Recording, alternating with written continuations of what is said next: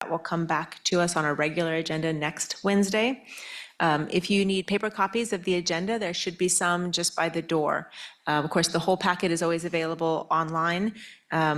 We'll run through kind of what we're planning to do tonight. We have a proclamation, followed by a short consent agenda. We will have time for general public comment, and then we have 2 items on our regular agenda. After that, we do appointments and commissioner or staff miscellaneous.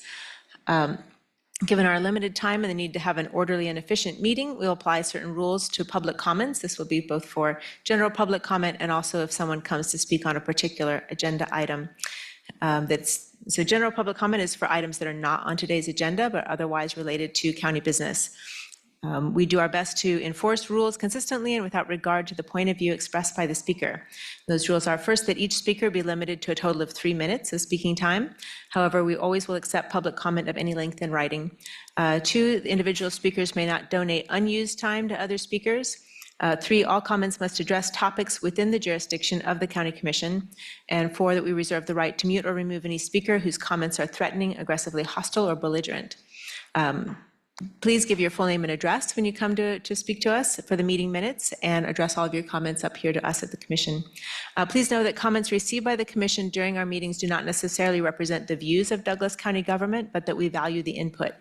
We don't usually respond to general public comment on the spot, but if you leave your contact information with staff, we will try and get specific questions answered. After that, we have our regular agenda, and for each item there, we also hear from staff or the applicant, followed by questions from the Commission, and then open the item up for public comment on that item. If we have an applicant, they get a chance to respond to that, and then we close that and bring it back to the Commission for discussion and a vote. So of course, as always, the recording of this meeting will be available on the county's YouTube page and on our website. So with that, we will start today with a proclamation for Sexual Assault Awareness Month. Would either of my commissioners care to read the proclamation? Okay. And then we'll read this first, and then we'll have you come up and speak to this. So thank you. So we have a proclamation for Sexual Assault Awareness Month of April 2024 and the National Crime Victims' Rights Week, April 21st through 27th of 2024. Whereas Sexual Assault Awareness Month, or SAAM, and National Crime Victims Week call on our community to recognize the role that each member has in building a safer and more just community. And whereas sexual violence is widespread, preventable, and impacts every person in our community. And whereas we can build a safer community through prevention education, increased awareness, and holding perpetrators responsible for their actions. And whereas we know that countless survivors never tell anyone what happened to them. And whereas we must listen to survivors and be willing to create new options for support to ensure that all victims of crime can receive help and seek justice. And whereas the Douglas County Attorney's Office, District Attorney's Office, and its University Student Sexual Assault Prevention Team, comprised of students from Haskell Indian Nations University, Baker University, and the University of Kansas, are dedicated to raising awareness of options, services, and hope for survivors. Now, therefore, let it be resolved that the Board of County Commissioners of Douglas County, Kansas, hereby proclaim the month of April as Sexual Assault Awareness Month, and the week of April 21st through 27th, 2024, as National Crime Victims' Rights Week. We encourage our community members to realize that each day is an opportunity to create change for the future, so that all victims of crime may find relevant assistance, support, justice, and peace. Adopted this 24th day of April, 2024, by the Board of County Commissioners. And I believe we have our District Attorney, Suzanne Valdez, who would care to come and speak to this item. And you have a team. Yes.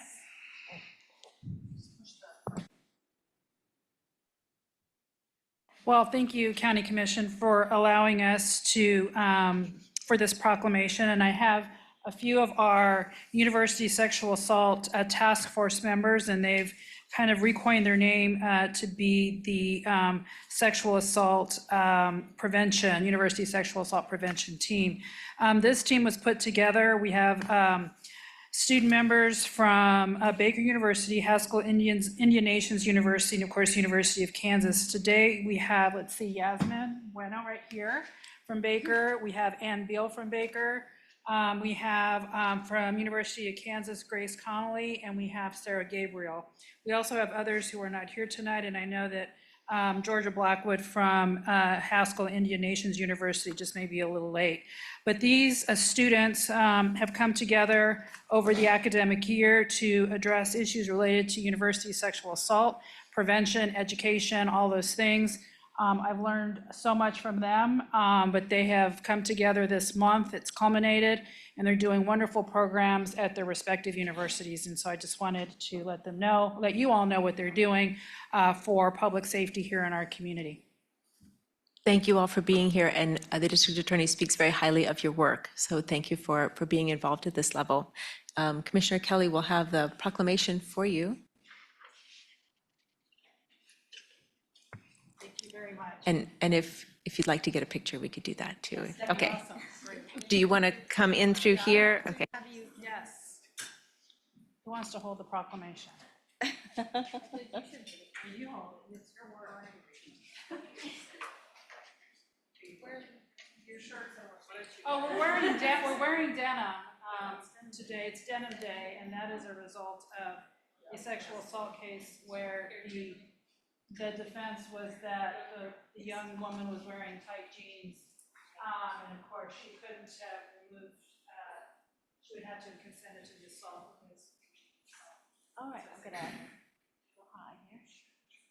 Thank you. Thank you very much. Thank you.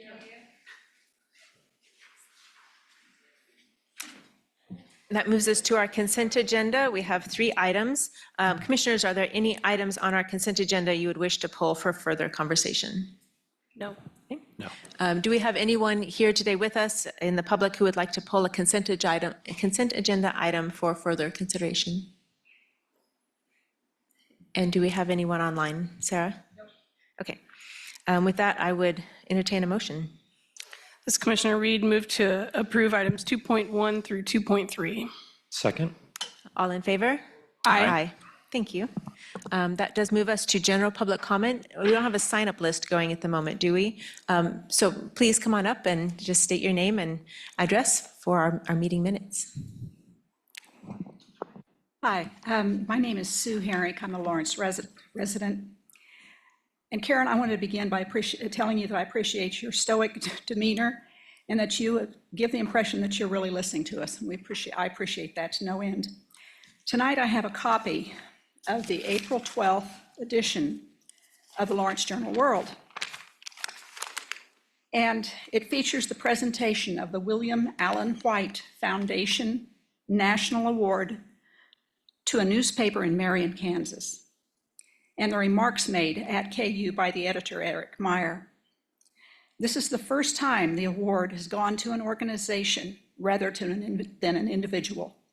Previously, it's been won by Walter Cronkite, Bob Woodward, and other journalists of considerable renown. The editor, on accepting the award, urged the public to stand up to government. The front page quote reads, "We need to be disruptors." Why has it come to this? It's because people in elected office like yourselves do not understand that they are in office to protect people, their constituents, from government. Previously, I've spoken to you to remind you of this. You have the dynamic wrong, the paradigm wrong. Power flows from the people to you. It does not flow from the government down to us. Here's exactly what he said. There's nothing wrong with causing trouble. You want to be a disruptor? Be a disruptor. We need to be disruptors. When someone disrupts your self-perceptions here with a 3-minute speech, you need to listen. If the speech isn't respectful, it's because our respect has not been earned. You have no right to silence anyone for anything. Huge lawsuits follow the raid on the Marion newspaper. The editor said the raid came because his newspaper stirred up too much trouble. A weaponized court system and a police department will pay dearly for their lawless, unconstitutional actions. The proceeds from these suits in the tens of millions will be donated.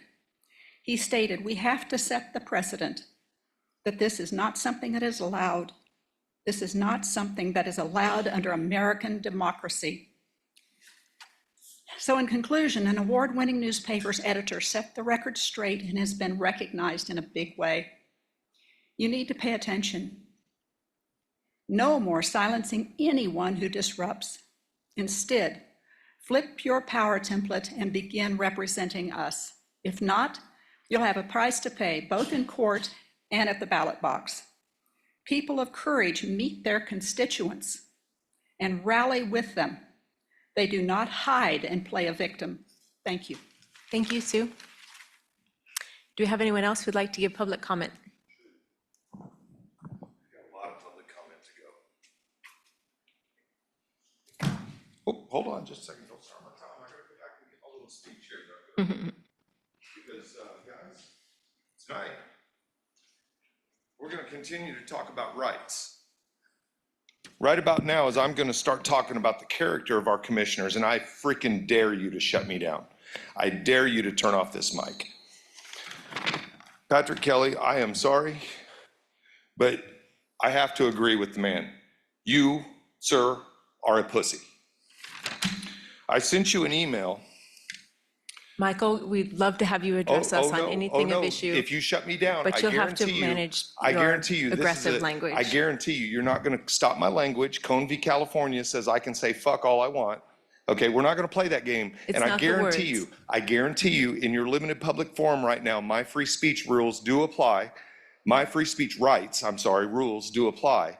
But Patrick Kelly is a pussy, and I'm going to be allowed to say that up here. You've been warned. And you're Thank not you, going to Sarah. stop me. So we are going to stop me. Okay, I'm going to continue to go on for the 3 minutes that I'm up here and dare you to go ahead and have the deputies remove me. And let's go ahead and escalate this to some serious levels. Okay, Patrick Kelly sent me an email that said, and I sent him an email that said, between you and me, I don't necessarily approve of what Justin's doing, and I don't necessarily enjoy being a part of it. But it is his right. And I'd be a hypocrite if I didn't support that right just as vigorously as my own.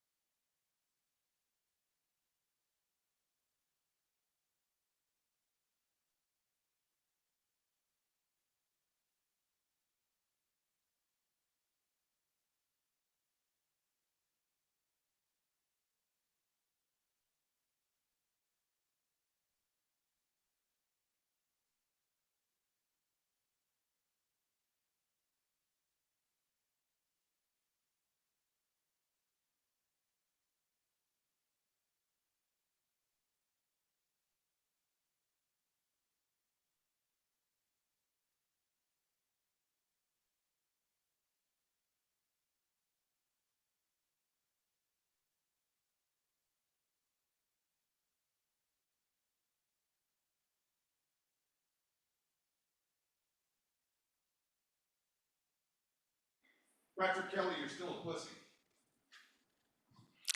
Do we have anyone else who'd like to give public comment? Come on up. Good evening, commissioners. Good evening. I just have a small comment. Did you give your I'd like- name, Tim? Oh, I'm Tim Horn. Thank you. Southwest Douglas County. Sorry, everybody here knows me. You do. But I would really respectfully ask that we continue the work session on the WIN regs and allow the public, even though we don't get a comment, to be part to go over this some more, because I know you guys have a lot of questions and we have a lot of questions, and I really think we need to have more than just an hour. It's a very large incorporated thing that we have to go over, and we all have to work together. I'm here, Sarah. But yeah, so I would really not to postpone things, not to delay things, not to keep dragging this out, but there's still a lot that needs to be answered and gone over, and I really feel the public should get a chance to be part of that, even though we don't get a comment until we go to the meeting, be it next Wednesday or whatever. So if we could have a continuation of that work session, I really, on behalf of a lot of people, would respectfully appreciate that so much. So if we could make that happen, I'd appreciate that. Give me a holler. Give me a holler. All right, thanks. Do we have anyone else who'd like to make public comment?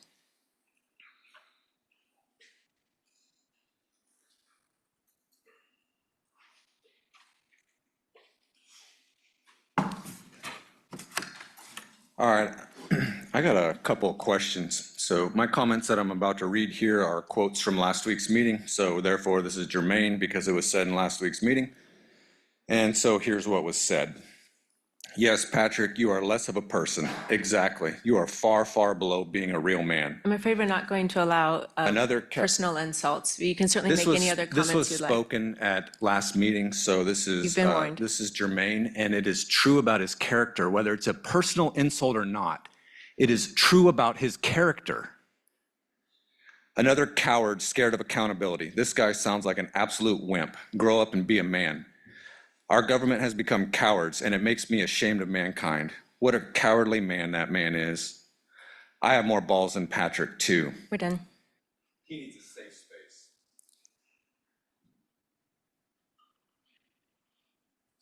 These were words that were spoken at last week's meeting.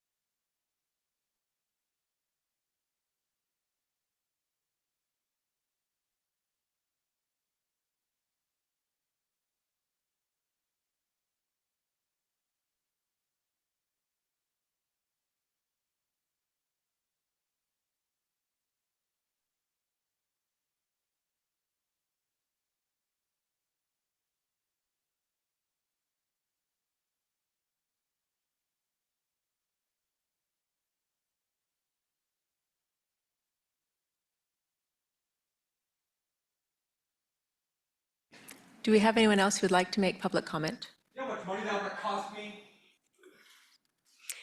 Anyone online, Sarah? Okay, with that, we'll close public comment and bring it back to our regular agenda. Usually somebody is the same as removing the guys in the eyes of the court. So for our regular agenda, we first have an administration item of the integration challenges and intersectional opportunities in housing, behavioral health, and criminal justice. So I believe, Bob Tryansky, will you be kicking us off? Bob's going to kick us off.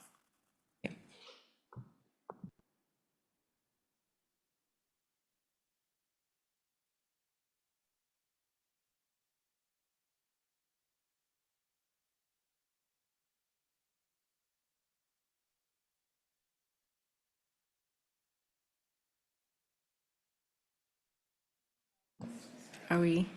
I think mine is on. How's it now? Oh, good. Okay, thanks. Good evening, Commissioners. Tonight, we, administration and staff, would like to take a little bit of time, a brief period of time, in advance of the 2025 budget process, which is already underway, to take a look at some of the changes that have happened in our evolving systems, in our evolving behavioral health system, in our evolving housing system, and our justice system. Things that have happened over the last couple of years as our system has evolved and our system has grown. And first thing I'd like to do is get the slides to advance. There we go. So you've seen this image before, but I think it's really illustrative of the type of growth and expansion that have happened in the community over the last couple of years. So in 2018, if a person was in crisis in Douglas County, they had few options because ours was a crisis system that was open Monday through Friday, 8 to 5. We had limited options for people who are experiencing psychosis, for people who are really struggling with addiction. Get closer to the mic. Yes. Thanks.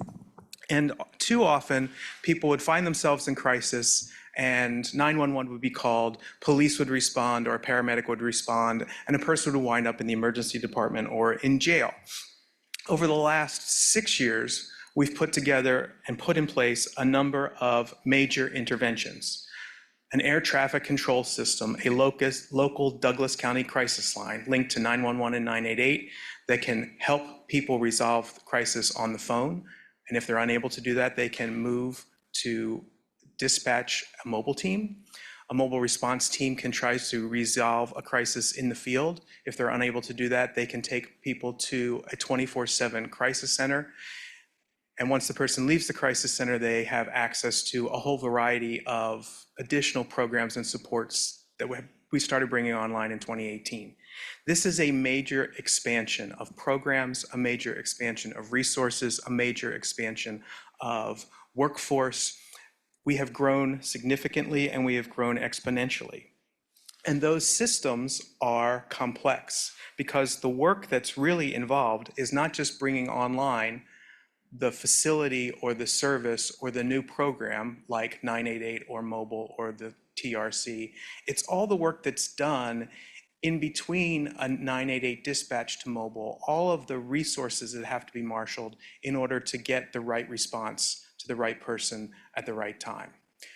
So what we want to look at tonight is not just how the behavioral health system is expanding and growing in complexity, but how, as we try, now that we have the behavioral health crisis, 24/7 crisis system in place, how we can start to really focus on effective interventions, more effective interventions in the community around housing, and those post-crisis community resources, systems of care.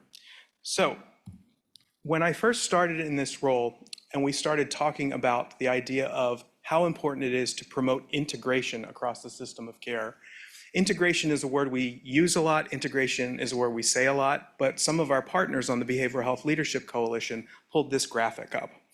And the point of the conversation and the point of the graphic was to show that getting from where we were 7 or 8 years ago, which is agencies who often competed, agencies who tolerated each other and coexisted, agencies that would occasionally communicate, to actually get to the point where you are fully integrated, you have braided funding, where you are sharing resources and operating with the most efficiency so that you can treat the whole person, is really quite an evolutionary process. And I think it would be fair to say that if we look at where we are today, we're certainly farther away from competition, coexistence, and mere communication. We definitely are cooperating better than we ever have before. We've had many successes and early wins in coordinating care, and we're probably collaborating better than we have before. But the true measure of the performance of a well-organized, well-functioning system is how effectively you integrate. And so the work that now is in front of us really involves a series of intersections with 3 very complex systems: the justice system, the behavioral health system, and the housing system. And this year, as we approach the 2025 budget process, we will continue to have budget submissions and requests that come to us in the ways that they have for years. Those requests often come to us from an agency that has a project that they would like to do to serve the audience or the demographic or the user base that the patient base, client base that they serve. However, serving the whole person with complex needs who is struggling in a community because they've been system failed requires a level of sophistication that one organization or one agency probably can't respond to on their own. So what we wanted to do is we just wanted to sort of throw out this visualization and take the programs and the things that we've been doing. So programs in the criminal justice and housing intersection. So things like eviction prevention, self-help center, truancy, reentry. There are plenty of programs and initiatives and things that exist in the intersection between those two places. In the criminal justice and behavioral health intersection, we have jail-based mental health and SUD services in the jail. We have the recent jail-based competency restoration program. We have assisted outpatient treatment, the work of the CIT Council, prevention work like Handle with Care. All of those things exist in this intersection. We've brought on a number of behavioral health housing initiatives, 2 of them at the treatment and recovery campus, the cottages, transitions, some existing before we started to do that work, such as bridges in the community, Oxford houses, which are a key piece of that transitional sober living housing. But there are a series of new proposals that you will see coming through the 2025 budget process from additional partners who are trying to bring forward ideas that are linked to some of the priorities and the objectives articulated in the supportive housing portion of the plan for everyone.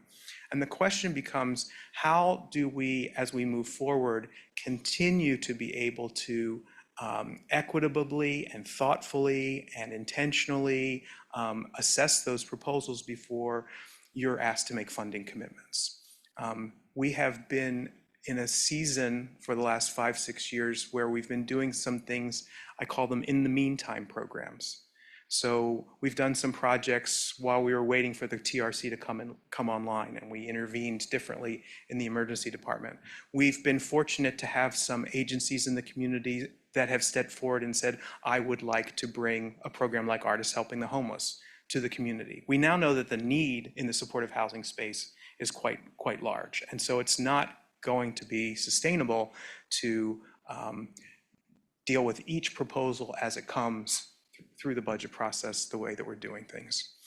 And the real place where opportunity lies is in this center of the Venn diagram, intersectional initiatives. So all of the supportive housing proposals, the homelessness and homeless prevention proposals, the crisis response system programs, specialty courts, pre and post crisis interventions, substance use interventions like medication assisted treatment, all of those programs sit in a sweet spot of complexity, of challenge, and we're going to need to, I think, probably take a look at trying to maybe change some of the ways in which we approach budget requests in 2025.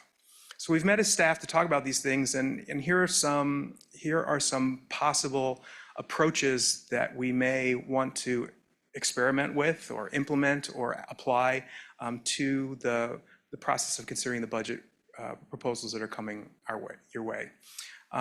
Existing projects may need to be reconfigured or realigned to be more responsive to evolving system needs. We have had projects like the social detox access project that were brought online in the meantime before the TRC is online. We may need to revisit how a project like that is structured, or why a project like that will be supported, or what the new outcomes that we would expect would come from a program like that. RFP processes and multi-partner MOUs may need to be implemented to achieve greater integration, to ensure efficiency and accountability across the system of care. So, looking at the supportive housing projects that are coming, looking at at our last meeting, the last county commission meeting, I tend to say hour a lot. I apologize for that. I'm going to try to stay. Okay. I think the project with Artists Helping the Homeless, expanding Artists Helping the Homeless contract so that the peers that are working at Artists Helping the Homeless are supporting the oncoming homeless response team is an example of a multi-partner MOU, and there will be some opportunities, I think, to continue to do that type of work where we take existing programs and we find ways to distribute the capacity of one element of that or another to support the community as a whole. Funding that's been traditionally granted to one agency may need to be managed and distributed in ways that can better support clients at multiple agencies that offer similar services. We've supported psychiatry and med services primarily at Burt Nash for several years. In this last budget cycle, we started supporting a provider at Heartland. Both Burt Nash and Heartland say that there are opportunities to fund and support the whole of psychiatry differently. We should take a look at that, and maybe we stop thinking about funding one provider at each location in the way that we've done in the past. I don't know. Clearly articulated durable funding braids should ensure that one entity is not expected to pay for everything, and the grant recipient has maximized and leveraged all available options so that whenever possible, Douglas County is the funder of last resort. CCBHC is it's a structure that's come online in the last 2 years. There are tremendous additional opportunities to leverage CCBHC's ability to do a DCO agreement with an organization like a federally qualified health center or a public health department or an SUD treatment provider.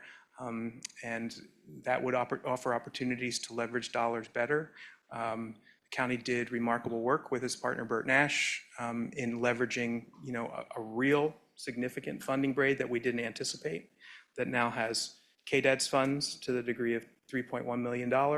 That reduced what the county's contribution needs to be for operational support down to about $1.6 million, and the CCBHC leveraged kind of about 60% of the operating costs for the treatment and recovery center. That's a funding braid.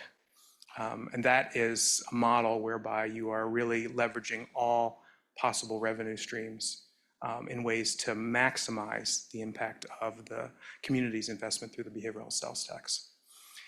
Qualitative and quantitative approaches are needed to assure fidelity, ensure continuous quality improvement, and assess the return on county investment. So longer existing programs like specialty courts, may be time to look at things like external evaluations, and that might be something is coming down the road that we want to talk about. Existing community partner-based budgets and the value of services provided should be regularly reviewed and reassessed, and potential new partners and project proposals should be encouraged and welcomed when they align with Douglas County's strategic priorities. So I think what we were trying to do was to, and Jill, Katie, Gabby, and I are all here for conversation, but to sort of elevate some potential different ways of thinking about funding these very important initiatives, these very significant programs, but to do that in ways that maximize the county's investment and the community's investment, and holds the projects accountable in different ways, and asks our partners to really stretch to think about how to get to that place where we're truly integrating and maximizing the benefits of that. And commissioners, if I could add something, I guess I'd just say that, I feel like this is coming to you as a staff recommendation as to how we evolve in some of our approaches related to funding different community partners. And so at the same time, we recognize that this is just a recommendation, and at times, this is going to upset some apple carts in some situations where folks have assumed that they're going to see their name on a sheet, and then they're going to see the money associated with it. But when we think of, so it's going to really impact, ultimately, we will change how we budget it, and it will, and we do that already in the behavioral health space where we outline what those major service areas are. But, ultimately, I'd like the budget to reflect the service we're providing, not necessarily the person or the organization that's providing it. And oh, go ahead. Are you thinking that in terms of an RFP, like this is the service we want provided, and there are various partners can bid for that, or really looking for that integration where many of our service providers are working together within that. All of the above. In addition to projects like psychiatric infrastructure, where, partners that work in that space are invited to a table to meet and discuss the needs of the community all together. So it's not like we did a full-blown RFP and put it out on bids and tenders, but we bring those folks to the table and we discuss it. And in that model, the hope is eventually psychiatrists bring in enough revenue that their amount of county support decreases. That might not be something that works out long-term with another type of service. And at the same time, so like we may try that, we may do an RFP, but I do think that there are going to be some situations where long-term sustained funding for an operation is going to be needed. So this isn't a one-size-fits-all approach. We're hoping that we can have the flexibility in partnership with the commission to really apply different tools for how we utilize these funds, depending on the particular need and situation, if that makes sense. And I was just going to add, as it relates to supportive housing, I think the idea of approaching, we have a strategic plan and a place for everyone. And we have outlined goals that are in that plan, and a lot of those goals, there is a specific role for Douglas County there, and supportive housing is one of the biggest ones. And you're going to hear an update about the work that we've done so far related to supportive housing here in a couple weeks.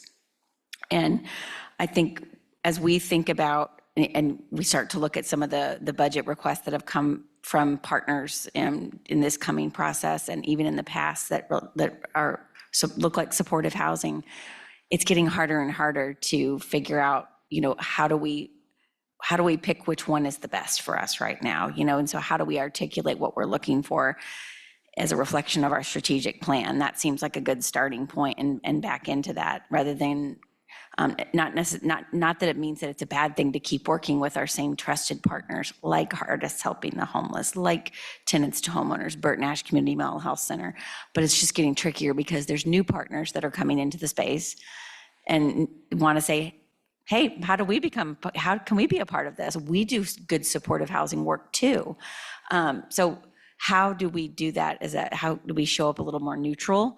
And we articulate our goals as it relates to a strategic plan that Bob's talked about. The other thing I was going to say real quick is also just as we think about this, and again, I'm thinking around, in the level of supportive housing and how that overlaps with some of the work a lot of the work that Gabby does, just thinking about if we're going to be good stewards of these dollars and how county dollars are invested, whether that's the HSC funds, supportive housing, and the overlap as it relates to things like eviction prevention and self-help center, because there is significant overlap there too. What does that look like for staff? And how can we be good analysts and supporters of making sure that these dollars are invested wisely and that our partners are working in a collaborative, integrated fashion?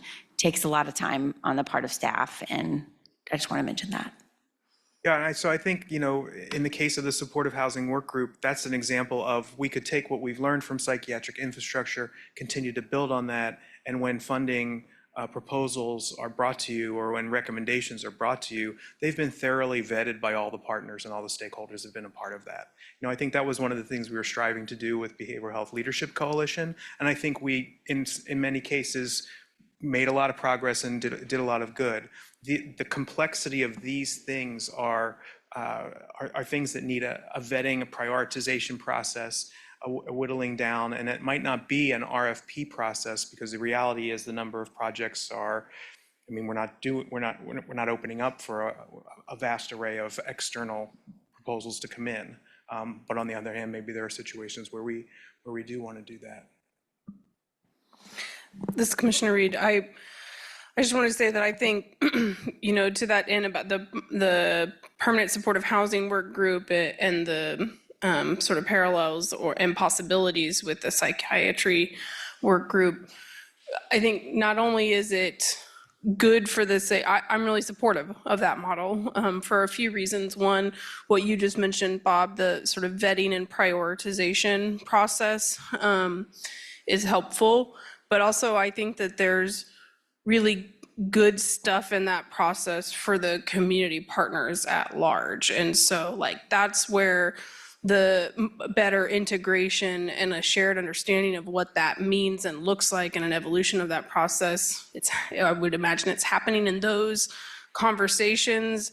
It promotes open and vulnerable and humble communication about looking at everything, the totality of circumstances, the totality of opportunities and options at any one given time, and really sussing that out. I think that there's some really good opportunities in terms of, like, you're right, Sarah, that there'll be some upsetting of apple carts, but we all know that that sort of pressure in those tough spaces are necessary for growth and for evolution of better services for more people on a more reliable, predictable basis. So I just want to put it out there that I think that there's just a lot of sort of tangential benefits, I suppose, if you will, in addition to just for us as a commission being able to have that information sort of filtered to us through a predictable process that is understood by everybody involved,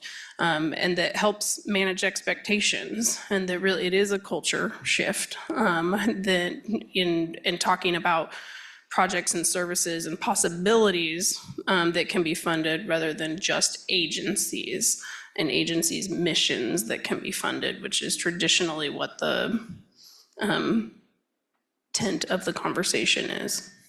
Yeah, I also think a potential benefit here is it allows the processes, the vetting, the prioritization that we're talking about to not have to be in lockstep with the county's budget process, because the realities are that many of the projects and the proposals, when they go into the budget process, are not yet ready, but it doesn't mean that they won't be ready 3 months from now. So we can set things as dollars are available for this purpose after going through this process. And then when and if the project comes to fruition, then those dollars get awarded.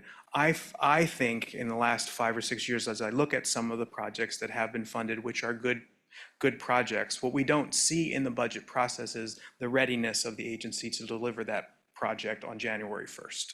And there's considerable drift, and I think there have been dollars that have been left on the table because the timelines have just been very unrealistic, especially with our nonprofit partners who are stretched in just a ton of different ways. So I think we need to be realistic and I think conscientious about what our partners do and how they do it. Yeah, so as Bob said, sometimes you're going to come, we might bring that to you in advance, like with the budget. This has been evaluated by this group or this committee, and here are their recommendations.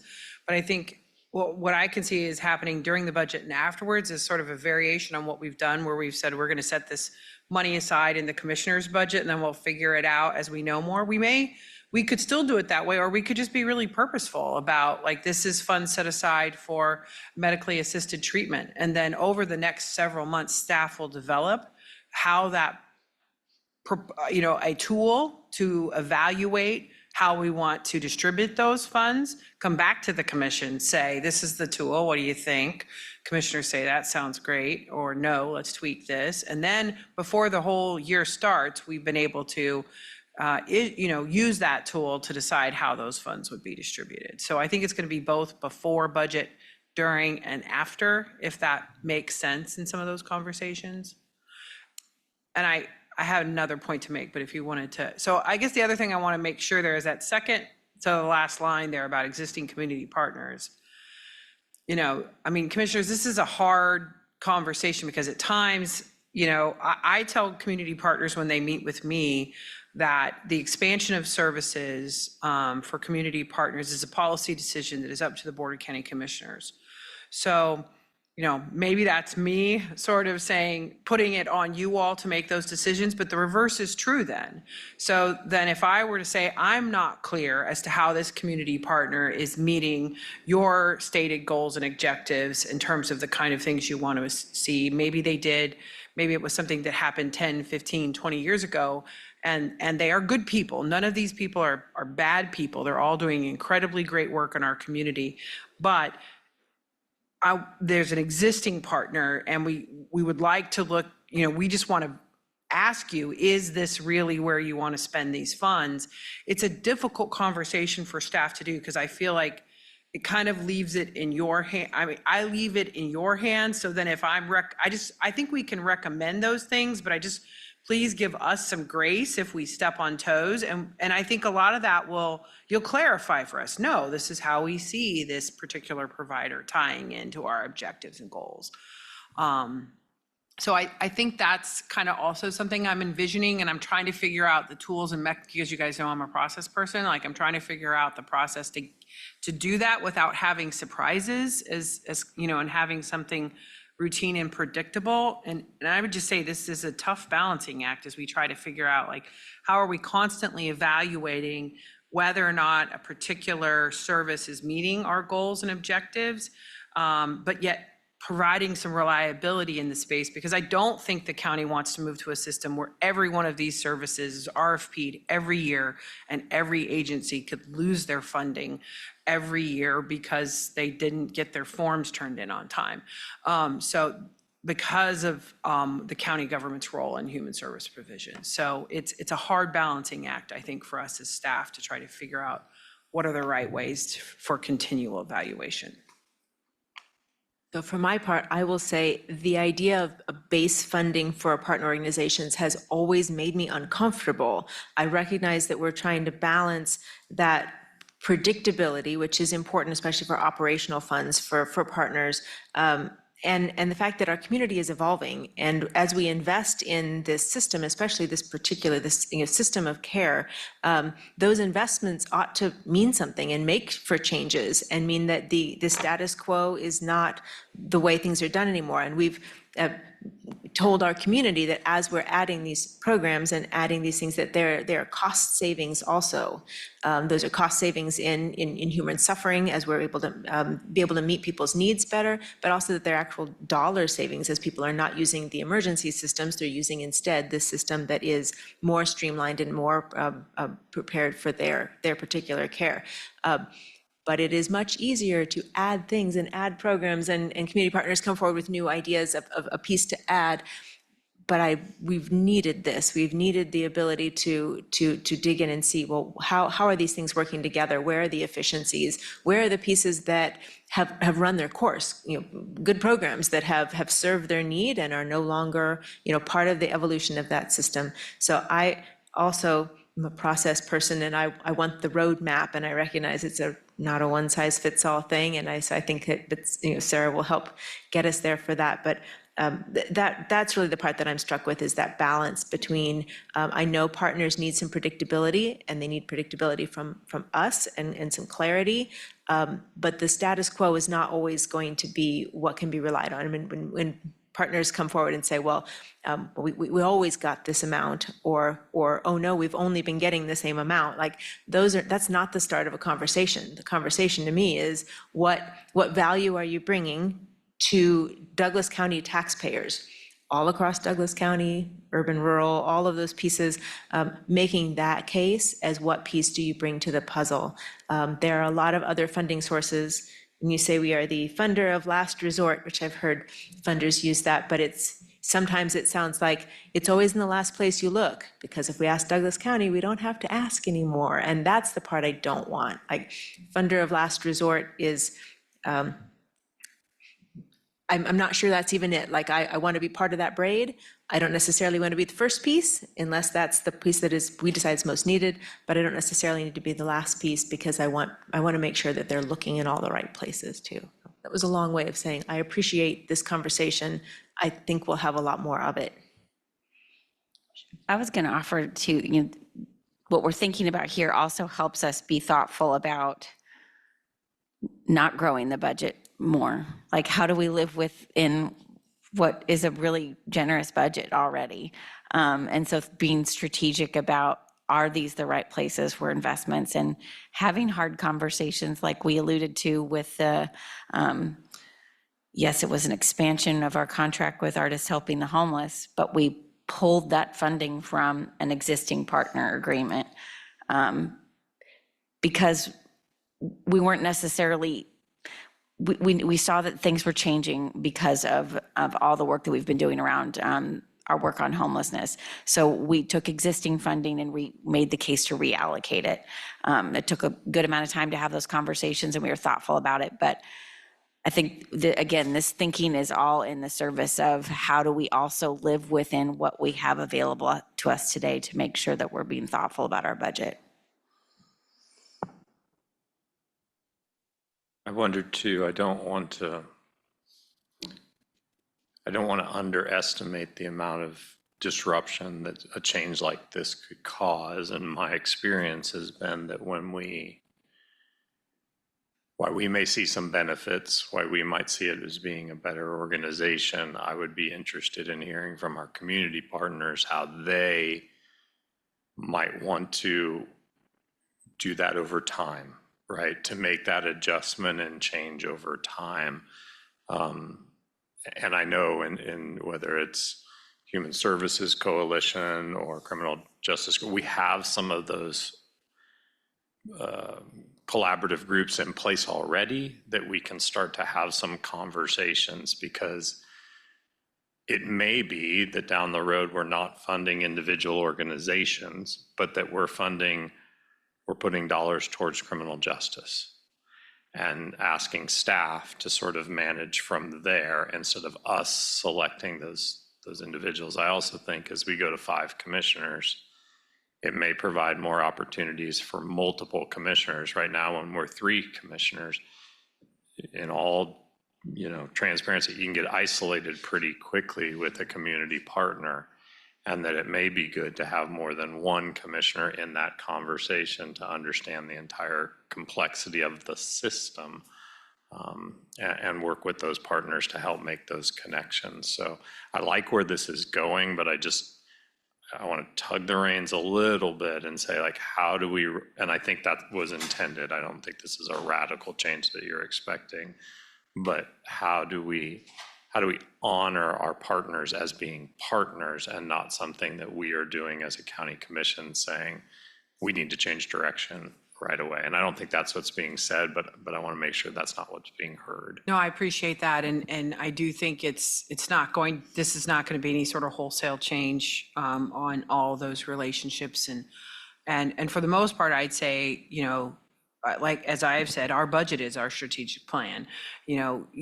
County has a significant amount of emphasis in a variety of different areas, and that's part of the nature of county government. So I think this is really, how we just be responsive in some areas to the just very changing complexity of the service needs we see. So I think for many of our community partners, it's going to, I don't think we're going to have big changes, but I think we can just continue to sort of talk and be present with them and answer those questions. And then obviously it'll continue to be a very public conversation. In many ways, this is a continuation of the evolution that we've gone to from community partner agreements into service agreements over the last 2 or 3 years. I mean, we didn't do that all at once. We've brought agencies along. We've given them heads up a year in advance that this is where we're going. I think about like some clauses that were added into the service agreements this year. Partners pushed back, had questions. We modified and adjusted before we signed everything. So it's a gradual process, and there are ways to be thoughtful and fair and supportive of our partners, because they are our partners. I would say that certainly has not been without bumps in the process. Yeah. The diagram that you had up, and I know you probably won't pull it up again, but with trust, and I think that was intended to be like trust between partners as they're learning to integrate within the system. But I wonder about that trust wedge with the county. So making these changes, and these will be disruptions, like we will be leveraging some trust there, but it also has to be an opportunity to build trust, good communication, all of that. I think we'll have some struggles there, but I also think we've gained some ground. So I'm just kind of throwing that out as like, that's going to be a big piece of the puzzle as we figure out how to help these partners integrate with each other when we are the funding partner of it. And I also throw out that as partners integrate across a system, that one of the roles I think that we have is to be eyes on where that power differential occurs between, we have very large partners, we have very small partners, partners with resources, partners without resources, that we have eyes on the system, that the folks that are stepping up to fill gaps are compensated in the way that if somebody else were to be standing up to fill that gap. So I think that's a piece of the puzzle that staff will already have eyes on, but I think that's one of the county's roles.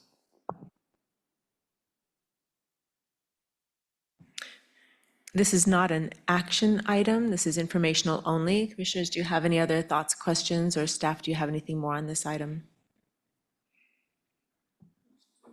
Okay. That moves us to agenda item 4.2, which is an executive session for the, oh, yeah. Okay. So I will open this up for public comment, even though there's not a vote for this. Do we have anyone who would like to make public comment on this item? Just forget us. That's interesting. And it's also very interesting that I'm now back at a mic that actually works.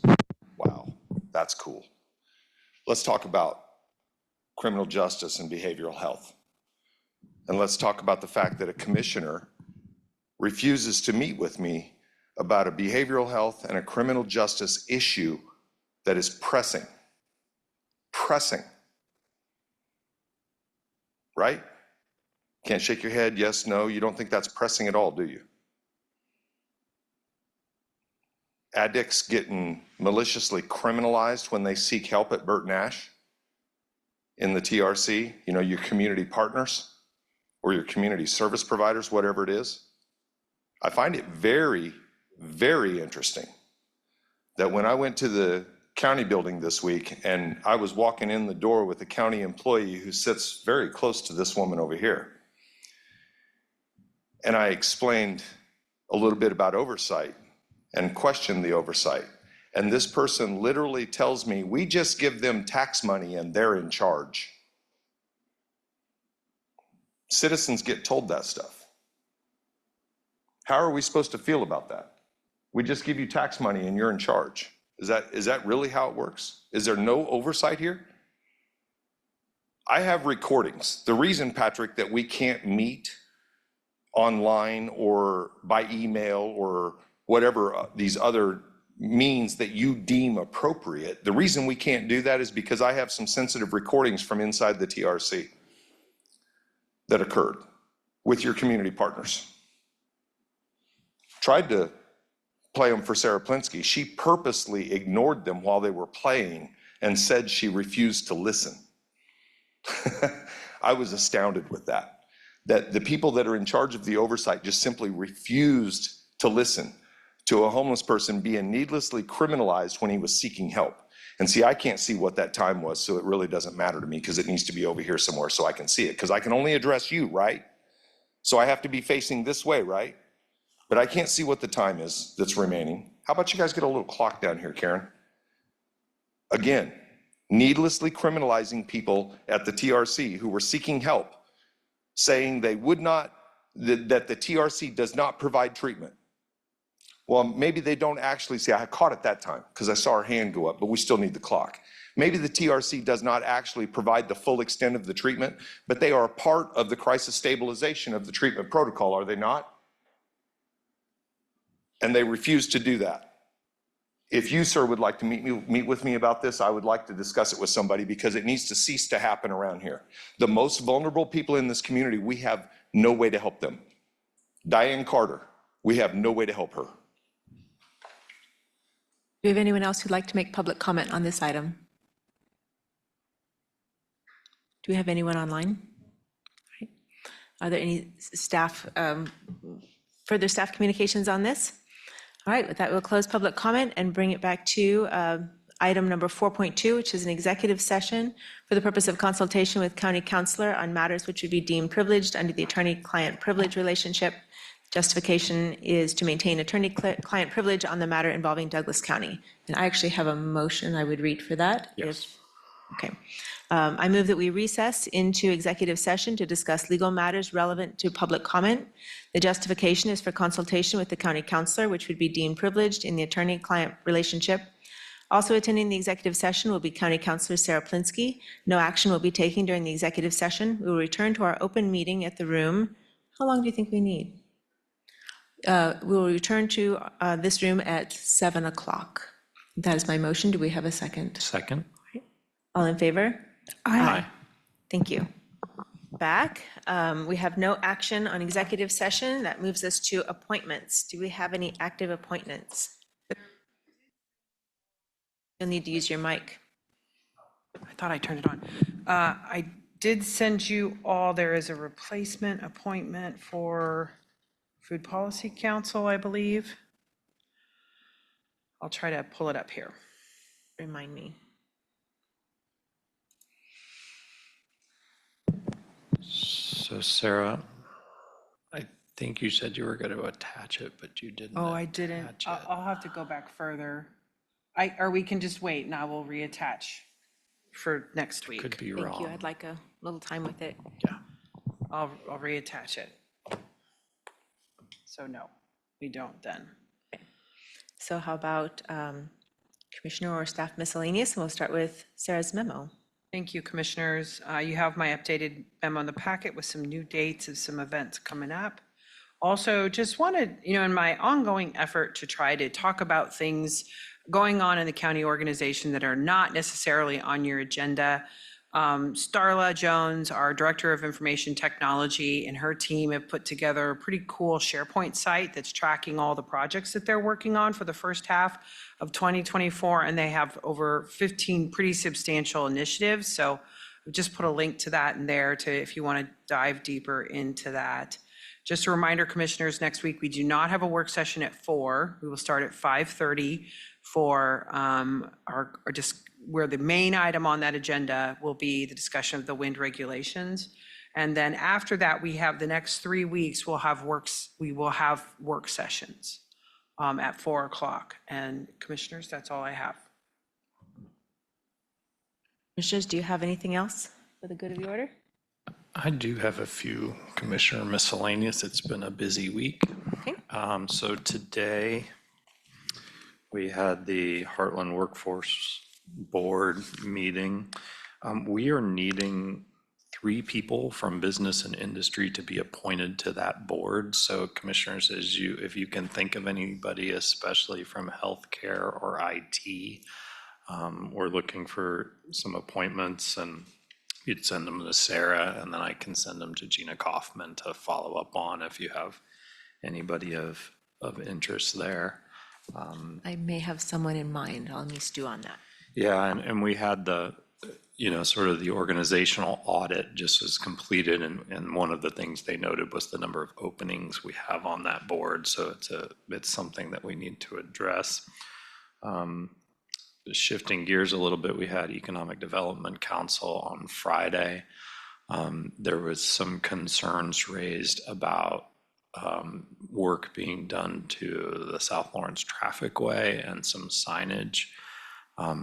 While I think that's a really important issue, I took issue with the fact that EDC did not weigh in at all on the solar application that we had. That's the largest development application in Douglas County ever, and they did not weigh in. And I think we need to consider to continue to talk about what the purpose of the Economic Development Corporation is. We're looking at bylaws, and I'm sitting on that committee to revise bylaws, but I think that's something just I'd offer for commissioners to think about. What do we think the purpose of that organization is, and what work should they be doing as we continue to fund them? So I appreciate Commissioner Willie, who worked hard to bring together a renewable energy, I think it was a task force or committee or what that was. But I think, and I certainly understand the conflicting values. We sat through hours of conflicting values around that. But I think economic development, to stay silent on that was interesting to me. Do you have some thoughts on that, Commissioner Willie? Just to clarify, that was, the EDC put that together. Joshua Fallleaf led that. I was there, was hoping to be just an observer to that conversation. But anyway, yeah, that way bringing conflicting views is very important. but the EDC should have some kind of guiding star, and perhaps that should have something to do with economic development. So I echo your concerns. So I think we'll continue to have conversations around that. And then the last one to update commissioners on, all this week, by the way, was MPO met, and we had a few amendments to that, but nothing specifically county related. Most of it was city related. So just wanted you to know. Thank you. Anything else?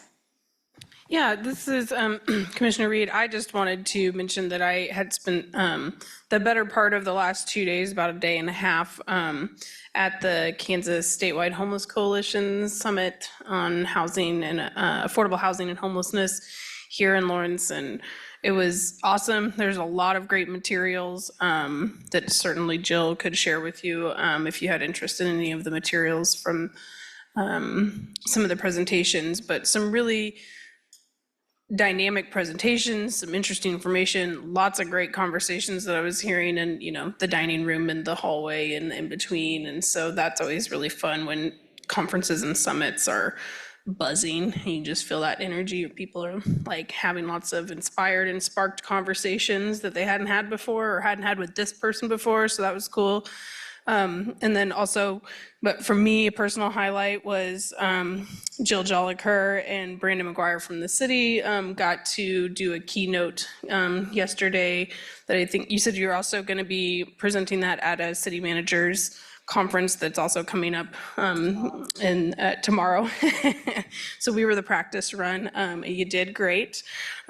People really responded well to it, and it just filled me with a lot of pride to see, sort of in a really boiled down way, all the progress and work that has been done in the community in the past few years, very specifically by way of cooperation between the city of Lawrence and Douglas County government, and both governments really stepping up and saying, we do have space in this work, we do have a place in solution building and thinking through what our options are and what our opportunities are and what the pressure points are.